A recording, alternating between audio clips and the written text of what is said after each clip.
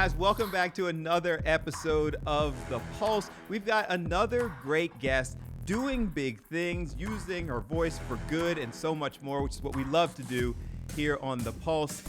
Comedian, actor, author, you got all kinds of titles.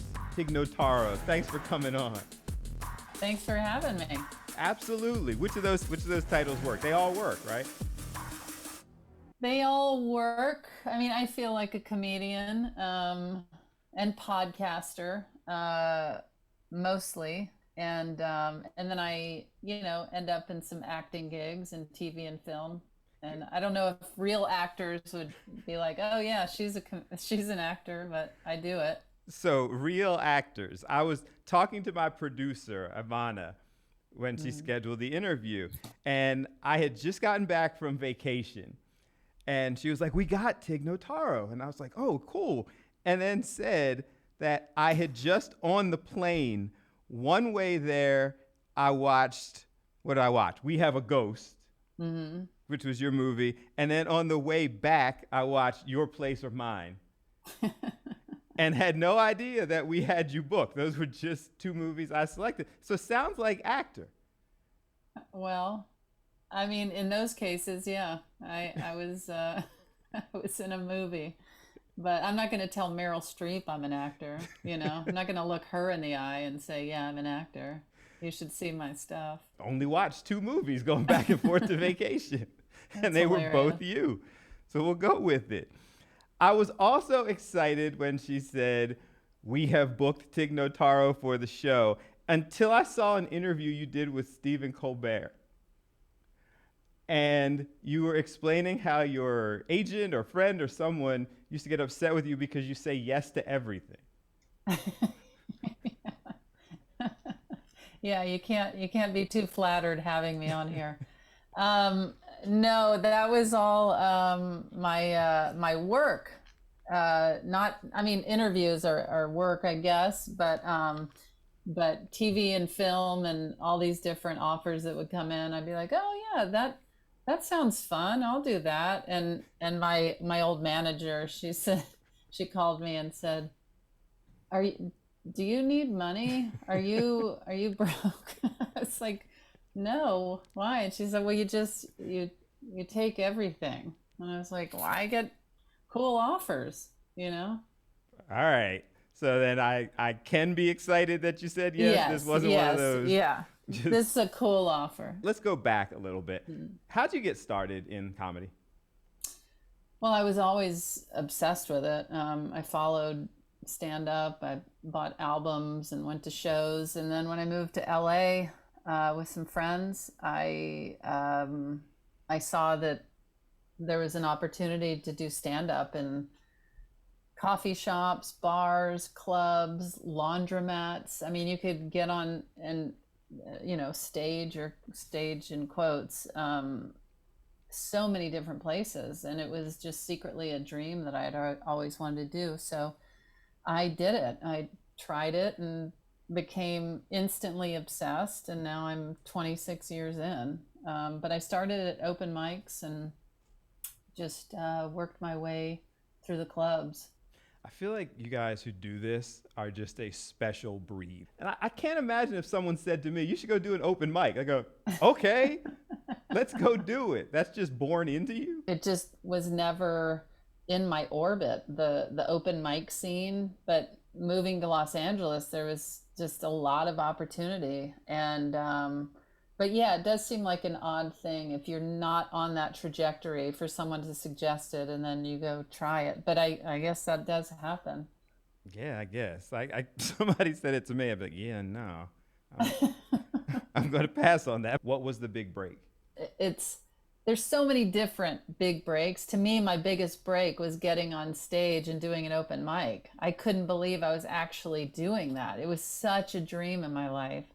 And to have that opportunity and be on a stage for 3 minutes trying it out, that was the biggest break I could get because it was the beginning. And then, Zach Galifianakis, that was a break. He had his own TV show. He had me come on there, and A booking agent saw me in a club and told somebody else, and then I got booked all around the country. And then I had a very big moment in 2012 when I had cancer, and my mother had died. I had an intestinal disease. I had pneumonia. My girlfriend and I broke up. It was all in 4 months, and I did that. I talked about it on stage, and that exploded and became like the #1 selling comedy album in the world that year.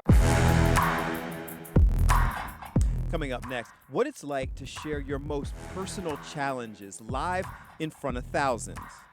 And then I had this fear of, oh gosh, what if I offend people? What if somebody in the audience has cancer? And then I was like, oh wait, I have cancer. Like, why did you decide to be that open?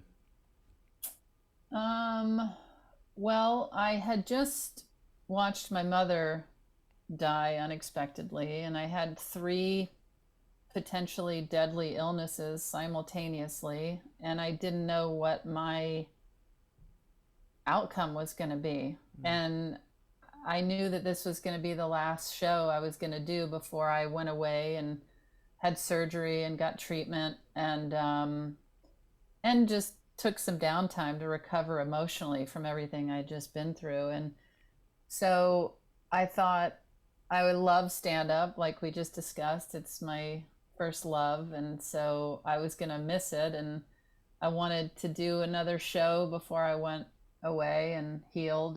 In 2012, you walked on, I have it written down, you walked on stage and said, hello, good evening, I have cancer. Mm-hmm. And that's what started that. I had come up with that opening line of, hello, good evening, I have cancer, how are you doing tonight?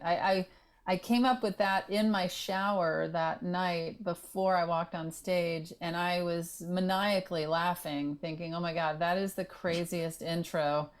And then I thought, I have to do it, especially because I'm laughing this hard about it. And then I had this fear of, oh gosh, what if I offend people? What if somebody in the audience has cancer? And then I was like, oh wait, I have cancer. Yeah, this is my story.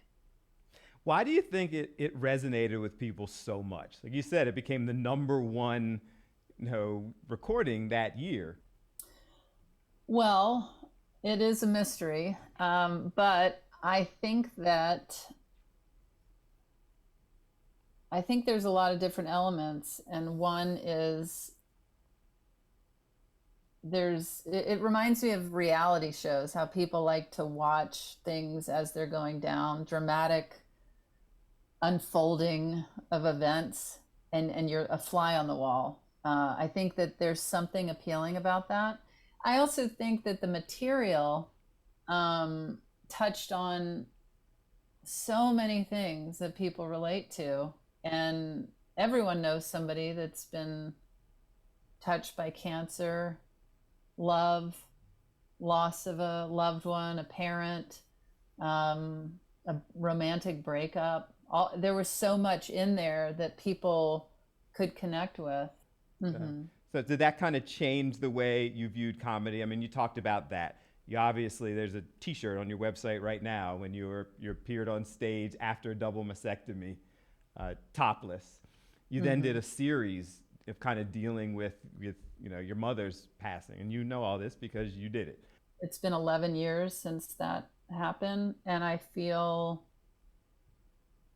like it was just another stepping stone and growth in my process and career, because I've had all sorts of changes where I did one-liners to storytelling to musical comedy to very personal dark comedy, and now I feel like I just want to do what makes me happy in the moment. And if it's dark, then I'll go dark. And if it's nonsense, I'll do nonsense. I don't want to be any particular thing. But if somebody wants to call me any particular thing, that's their business. Next, she's well known in Hollywood, but notoriously unfamiliar with other celebrities. It's me, Anne Hathaway, from Anne Hathaway. Yeah.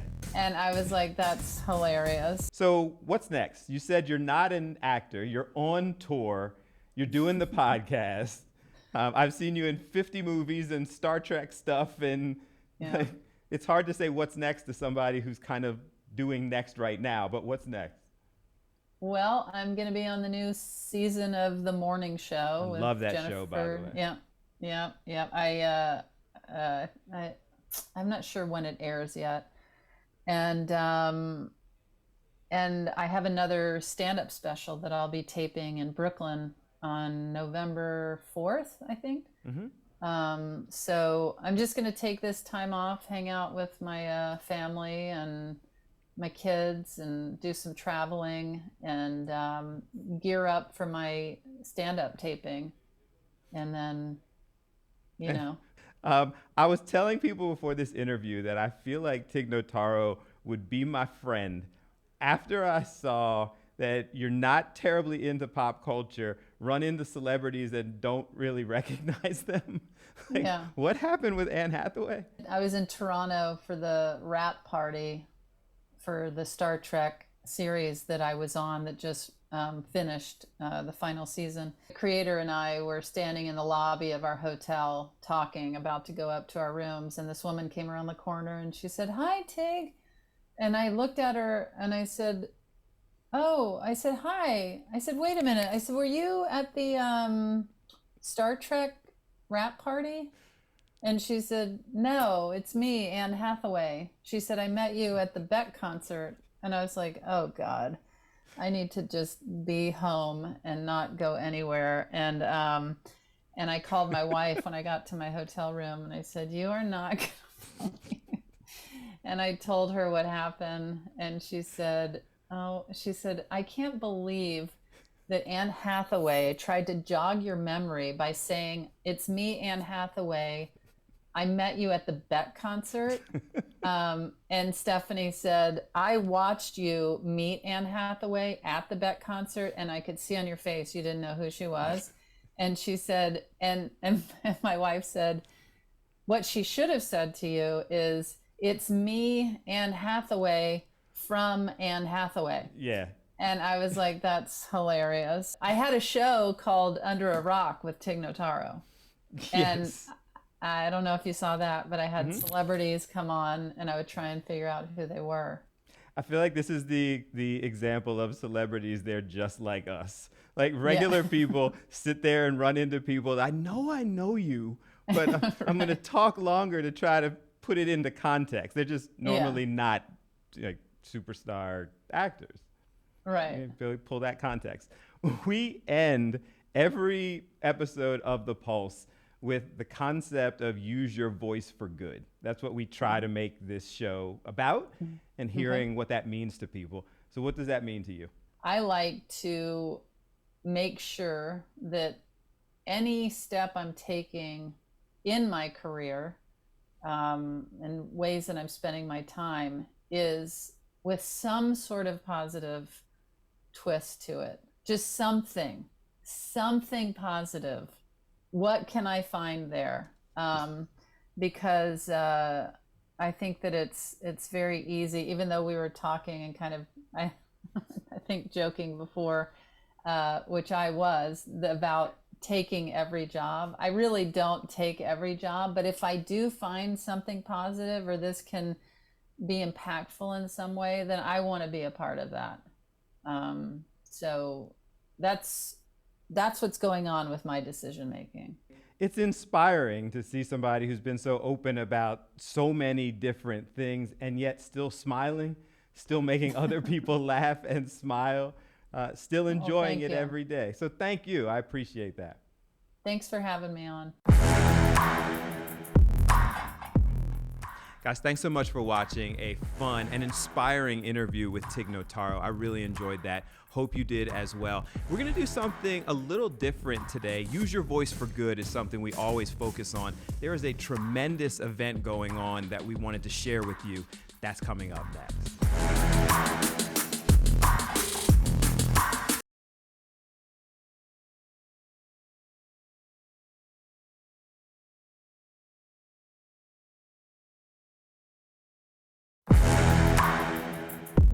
Guys, as you know on The Pulse, we always bring in people who are doing tremendous things and hear their stories. It's called Operation 10 City.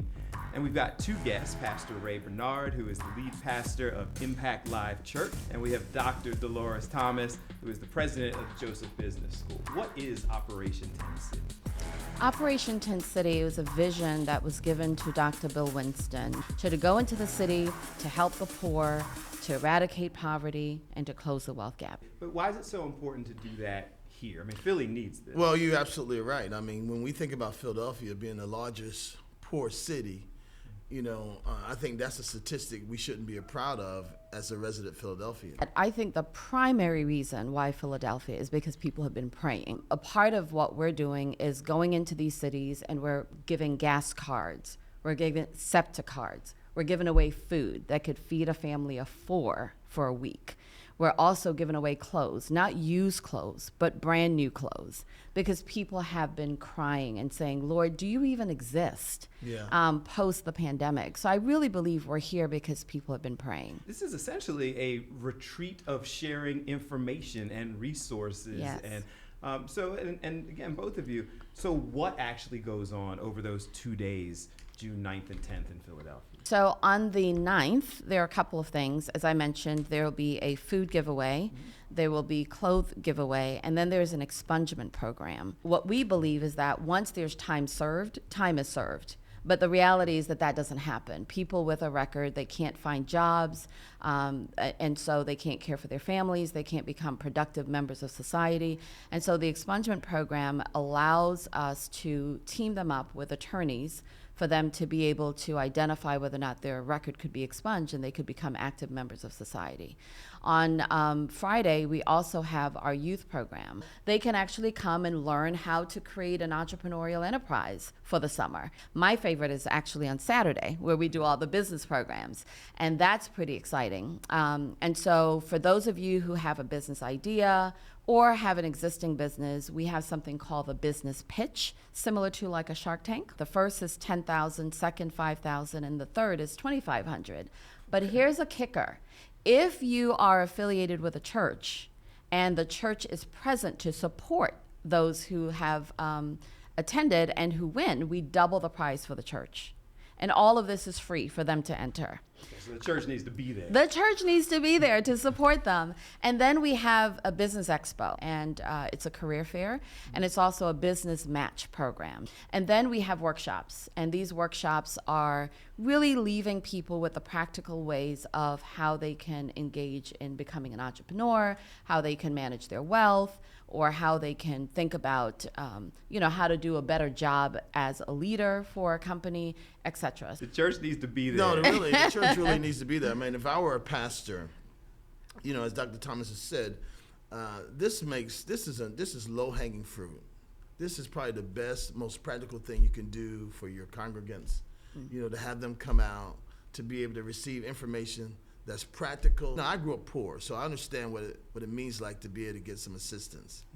And so I recognize that this is huge. And I think not only from a practical standpoint, in terms of clothes and food, but knowledge. The information that's going to be shared is going to be information that you probably would not get in school.